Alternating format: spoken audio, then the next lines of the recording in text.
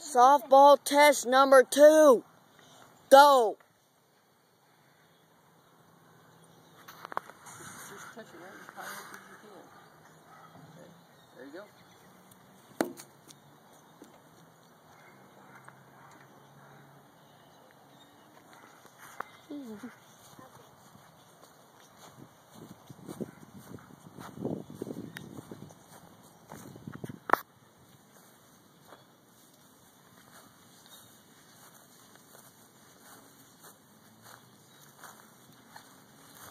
So about, you know what? It was right where this yellow line is.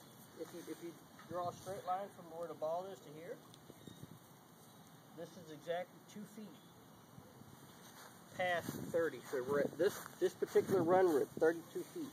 Okay? Is it still recording? Yeah. Okay, go ahead and stop it now. 32 feet.